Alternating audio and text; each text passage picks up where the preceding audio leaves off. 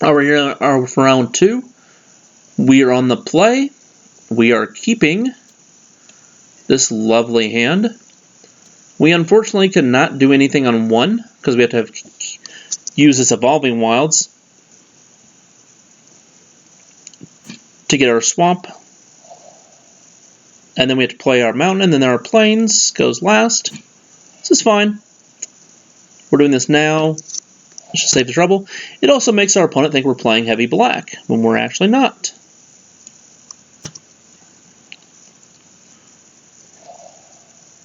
He will soon find out that's not the case. That's fine. Won't really change his plays too much, I don't think. It could matter on occasion, but not in this format at all.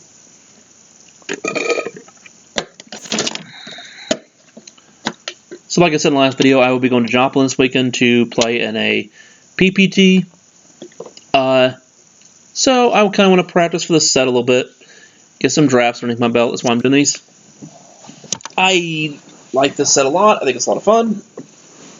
The flavor of it is cool. But that's not really why I like the set a lot. I like the set because it has cycling. The Embalm mechanic is sweet. The Exert mechanic is eh.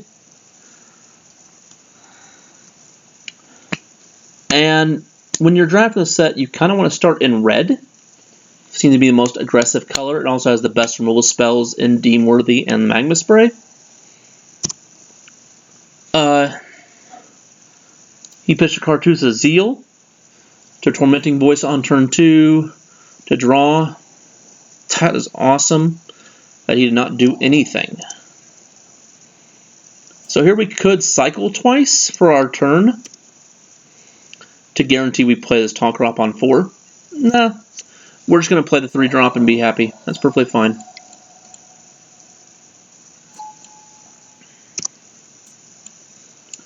And then we could just cycle next turn twice or play Magma Spray.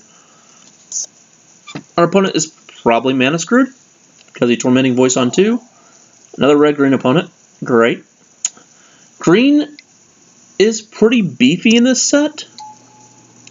So you tend to see it taken a lot as well. I'd probably say the most underdrafted color is probably blue. Honestly.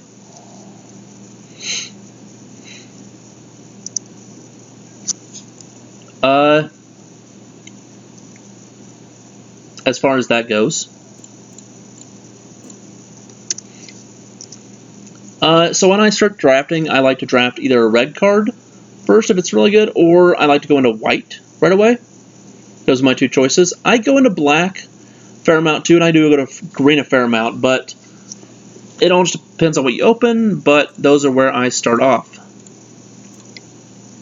Here we're going to prevent all combat damage to my guy. Don't get the untap effect, that's fine. We keep our dude around, which is better. We're cycling on my turn because if I draw an Entangler, I want to play it. Which is why I'm cycling. We did not, so we'll just pass.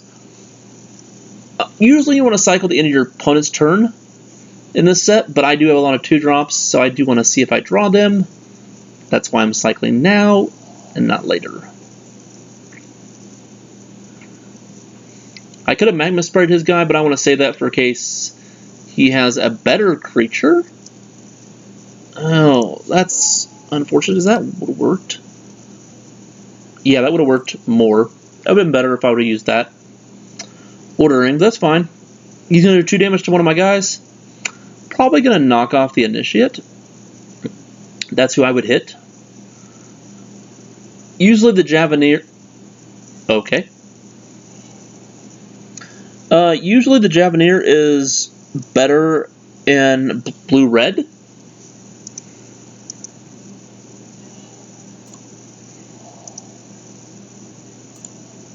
But this time we're seeing him in red-green, which isn't kind of oddball. That's fine. Here we drew a land. We can go ahead and recast the Initiative if he blocks. He is not. So we have the chance to play our Entangler, or Talkrop Elite, sorry, which is good. As long as you spend your mana on every turn, you are feeling pretty good. During the late game, you usually can't, but you want to try to spend your mana as much as you can every single turn available to you, especially in limited. This rare is nuts. Double Strike, Vigilance, Haste. Other creatures you control have haste, and I can untap creatures with the white ability. He doesn't have white. You don't really need it to play it. It's great on itself, and it has Flash. So he could have got me with a Flash ability there. He did not want to do that. Instead, he just wanted to swing with his Double Strike creature. Or just not, I guess. That's weird. We have the option here to block. Other creatures you control have haste, not double strikes, so we can block if we want to. We are going to because we can embalm our guy, so why not? Seems great. We're trading our embalm creature for his Javeliner. That seems fine. So yeah, Double Striker is a problem. Can't really do much about that. I don't know why he didn't swing there, honestly, because, yeah. We can't block and kill this thing. It's fine. We're not going to. And he can't block here. I would have definitely swung for 6 more, but oh well. We haven't really got a good Magma Spray target yet. That's fine. We'll find one eventually. Usually you want to save them for like embalm creatures. In red-green they don't have more than one embalm creature. It's on a rare. And green I don't think has any. So yeah, we're not going to find one apparently. We're just going to find these big dumb idiots that have haste. Because of Samut.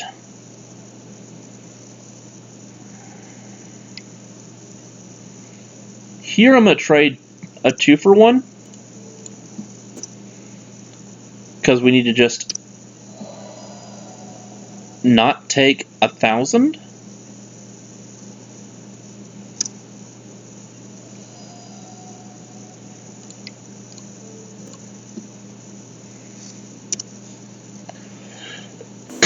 We can't kill a Samut anyways. If we draw a final reward,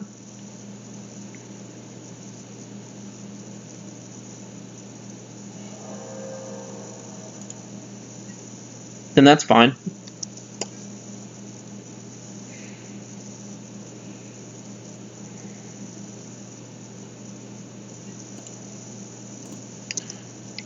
Usually when someone talks to me in the chat, I really don't bother with it too much.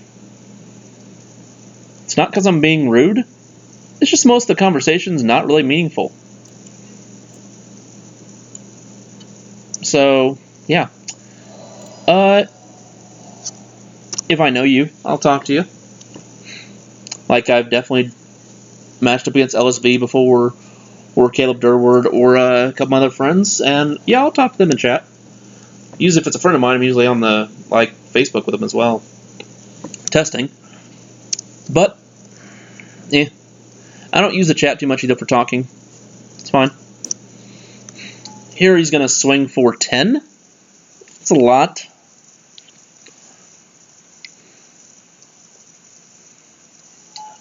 Make that 12.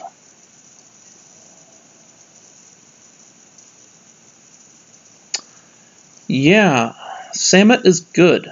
We've already discussed this. He could have done 13. That wouldn't have made a difference at all. So we're at 2. We can just die. Yeah, I'm not going to bother showing him my catcher's attendant. We could have cycled that and maybe drawn something. There was nothing we could have drawn, though. This will kill Samut, so I'm going to put that in. Take out another Winged Shepherd. We don't need that. That's the only thing we really can do. Yeah, why do I keep bringing this guy in? I have no clue, but that's fine.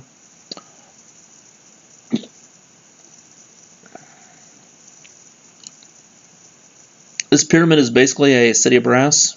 Really bad. It's fine. Didn't see any enchantments or artifacts out of him yet. So can't do anything there. Oh well.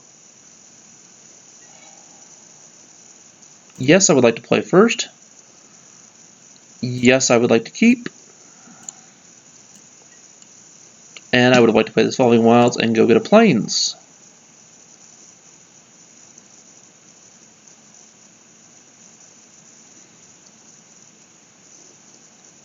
Our opponent is also kept on 7. So we have 2-drop into 3-drop. This hand's not too bad. I like it. We do have all our colors, which is nice. You can't ask for much more than that. And limited. This guy has Prowess. Sources of damage instead give negative counters, which is pretty sweet. Nothing other special other than that. If he attacks, I will be blocking, unless he plays something prior. Because this guy has Embalm on 3. We also have 2 3-drops. We also have this guy, which get this guy back. It's not really a big deal. If he wants to use the effect, that's fine. This is one of the rares in the set. It's better in Modern. It's not very good in Limited. It's fine.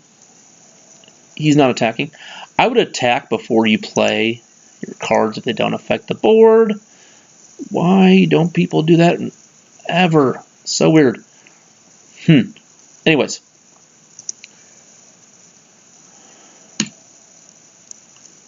Here we can attack. If he wants to trade his rare, that's fine. This guy also just comes back the same turn. Here we can play Devoted or Aven Mindcensor. We have no reason to hold up our mana for like anything else, so I'm just play Devoted.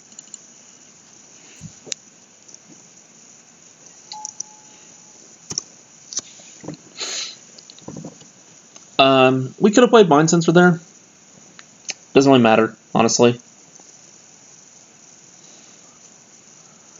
I'm playing the Devoted because it's just mana efficiency. The Mindcensor might get him on maybe a search for Evolving Wilds later on, or with Shepherd Monitor, if he chooses to ever use that for cycling, because that also searches.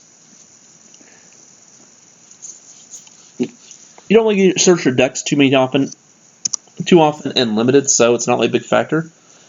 Here again, he's going to probably play something that doesn't affect the board before he attacks, so yeah, probably a bad play. Again. Yep, it is.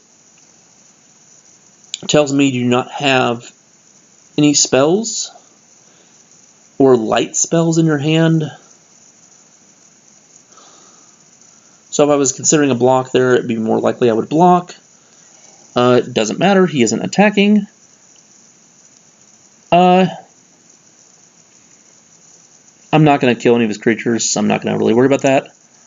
I can use Brute Strength here, if it comes down to it, which is good. It probably will come down to it, honestly, because I'm pretty sure he's going to block our guys. He's definitely going to block a... I'm wrong. I lied. He's going to take it like a man. That's weird. Here we have Nevcrop Entangler. So which one of these 3 do you want to die? If I had a choice, it really doesn't matter, honestly. We don't really have any interactions that involve activate abilities. Activate abilities on creatures is not Embalm, that's casting. Exert is not an activate ability. By the way, is a triggered effect. So we can cut any of these 3 guys. I'm just going to save it. Honestly, I want to see something bigger out of his deck. I'm not really worried about cutting these small things up. Which means we should have played Aven Mindcensor, but I'll hold up Brute Strength here if it becomes a factor. If he has some Magma Spray, one of my guys. That's fine. Not really a big deal that we're not spending all our mana every turn. Gift of Paradise. That is actually something you should play before you attack, because that does matter for prowess. See? It's good. Smart. That's actually the first time he's done that right so far.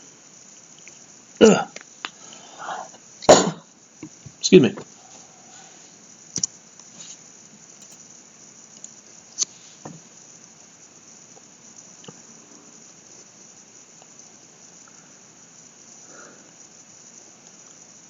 So yeah, that gives him 3 life, and that allows him to produce extra mana off that land. Also allows the land to produce any color, which allow him to get the 3 colors that he probably also doesn't have in his deck. He's just ramping him. That's fine. Now taps for 2 instead of 1. Probably won't affect this turn at all, honestly. Oh, he gets another 2-drop out of it. Good for him. It does produce 2 the same color, not 2 different colors. So you can't play red-green spell off it, or black-white. Tormenting Voice. Okay, his dude is getting bigger. That's okay. I can still kill it with brute strength, so I'm not really too worried about that. If I wish to use that on him, I'm not. And he discarded Trial of Strength. That's awesome. It's a really good card to actually discard. Thanks for killing off one of your creatures. He's trying to draw more cards, trying to get more lands. Probably has a Shepherd Monitor or Samut in his hand. Samut does cost 4. It's also a really good card. He probably wants to draw it here pretty fast. He now also has the white ability, which is something to keep an eye on. So he's going to swing with his Soulscar Mage here. For sure. He may swing with the other 2. I'm just going to take 3. It's not a big deal. I'm not going to trade my Brute Strength and my Necrop Entangler for him. This guy's not that good. He is a rare. But that's fine. It's not a big deal.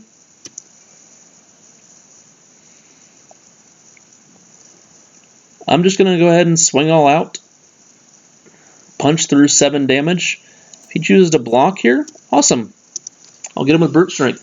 If not, we're going to play Aven Mindcensor, and yeah, that's it.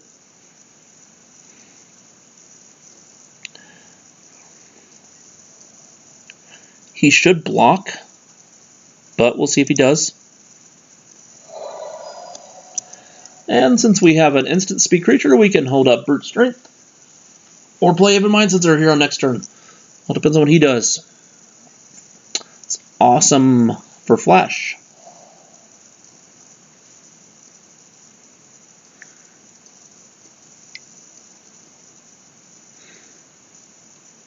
Like I said, the set's pretty fast, but as you can see here, our opponent is playing really super passive. He has not blocked one of our creatures yet this game. He wants to get the bonus out of all his creatures as much as he can. And he's playing Samut before he attacks because it does have haste. So that's a good thing for him.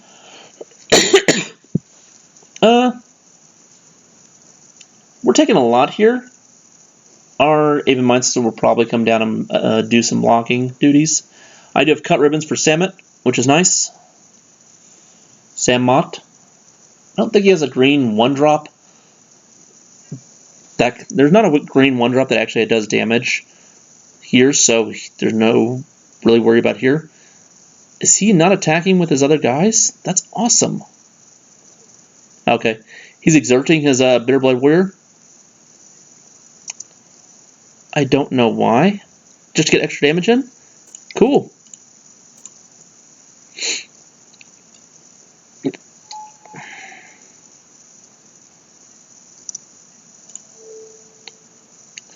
So let's see here. What do we got? We could kill off this guy next. Well, no. This thing has vigilance, so yeah, it has to be dealt with. We can't kill him next turn. We can also exert this guy and get my Aven Mindcensor right back on the battlefield, which is why I'm making this play. Your dude does not have double strike, so we're both going to trade. We're both going to die. That's awesome. and cut Samet. Samat.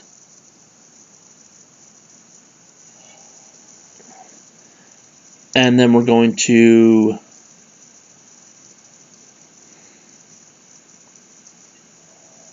definitely exert, attack, and attack.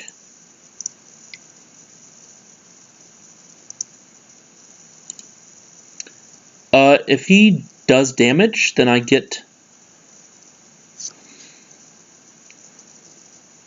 Oh, 2 mana cost or less. My bad. I thought it was 2 power or less. My bad. It's 2 mana cost or less. So that does not work. It was a missed attack here. We can brute strength and kill him. There's no green spell that would do damage. So game 3. I don't know why you were not blocking any given time you had availability to do so. But that's not a big deal. It's fine. I do want the third cycler on the draw, because I want to have something to do on every single turn we have available. What do we want to cut? Probably... these impeccable timings do still match up pretty well. This Anointer Priest is fine. Against a lot of his 2-drops, it's actually really good. Brute Strength was pretty good there. Dissolve was pretty good. This isn't really good in our deck, so I'm not going to cut it. That's fine.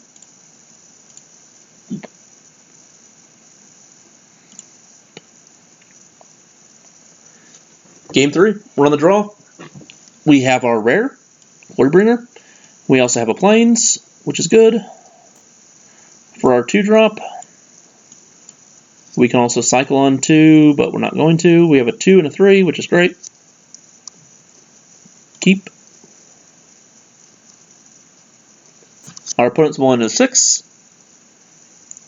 He's keeping his 6, and he puts it on the top.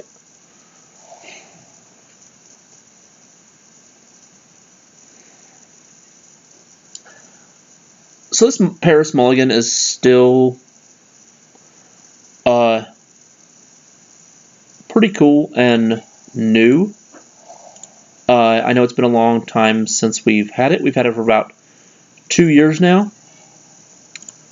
If you're a new player and you're asking yourself, when do I actually decide to actually scry and put on the bottom? Think of it like this way. If you wish to pay 2 life, put that card to draw pay 2 life to draw a different card other than the card on top, then that's what you should be doing. However, you're not paying 2 life, you're just going to put the card on the bottom. But you'd rather draw the second card. That's basically what it is. You're basically drawing a free card. So this new Mulligan strategy is better for combo decks, and better for aggro decks, and also better for control decks. It's better for all 3 of the types of decks in the game. Mid-range, control, combo, aggro. It's better for all of them. It is probably best for combo, because they get to see more cards to try to decide whether or not they want to go, whether or not they can, how they can go off in their hand, or whether or not where they want to, or how long they have to take to actually win the game. Another thing too, if you need lands, you could possibly not fetch with Evolving Wilds or a Pluto Delta on turn 1. It's another thing you can do with it. Here we have the option to cut ribbons or cast Impeccable Timing on his guy, or just play a 3-drop. I like the 3-drop, that's fine. Next turn I can use cut and Impeccable Timing, which is fine. We're not going to attack. We could have maybe tried to attack and get 1 point damage in. He would have blocked. I'm pretty sure about that. I would have blocked if I was on his side. I would not been thinking my opponent would be bluffing a Brute Strength, or I guess that'd be the only card to be bluffing. Or Impeccable Timing, I guess. That's fine. Maybe next turn we can do that. Play and get him. That's fine. We'll see. If he has 4 mana here, he might play Samet. we've got our cut ribbons, so we've got an answer for it. We also have Glorybringer, which is a big answer for it. We're missing a land for that, though. He does not have a land, so he's going to play a 2-drop. Tormenting Voice. Sweet. Another Trial of Strength gone. Even better. That means probably he has Samut in hand, honestly. He has also not shown me Brute Strength yet, so I'm not going to assume he has that. So I'm just going to swing. Shed Weakness. Sorry, Shed Weakness has not been played yet, so I don't think he has it. He also gets trade right away without even needing it. This guy has not been blocking at all, so I'm not really going to worry about that. Yeah, that's it. We're definitely going to cycle our Oketra at the end of turn. Unless we have to use all our mana this turn on Brute Strength and Impeccable Timing, which we probably won't. Apparently he did not draw a land from his Tormenting Voice or from his turn. He's given his guy +1/+1 and haste, which it already was able to attack, and then he can make it so one of my guys can't block. That's fine. I don't really care too much. I can still Brute Strength if I want to kill his guy. My guy will live. Sure.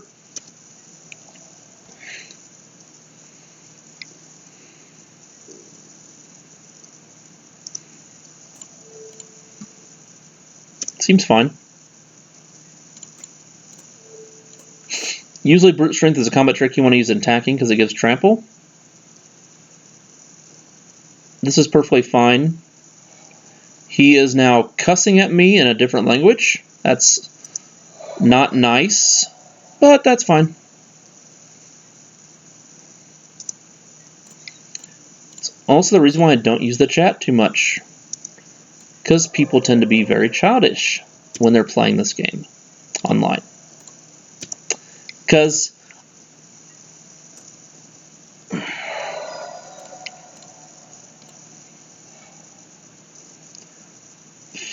I don't know why. I'll be honest. It is a lot easier to say a cuss word over the internet to a person you can't see than it is to say in person. Because in person, I can just call the judge and get them a warning or a match loss or ejected from the tournament. And online, I have to take the time to talk to a person online that can actually take care of that. What are those called? I don't remember the name of them. You can find someone to take care of it if you want to. It's not a big deal. Here we're on game 3. So I have the chance to Glorybringer his guy. Yeah, that seems just about fine to do.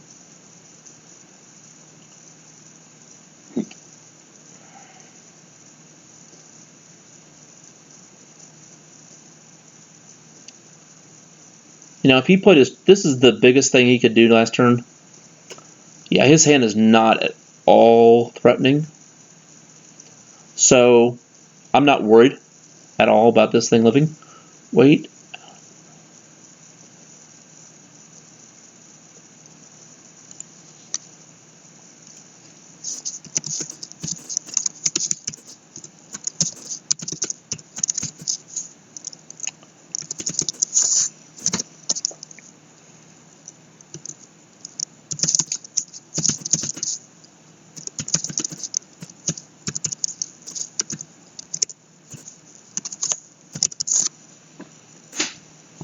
Also, nice thing about making videos is now I have everything on record.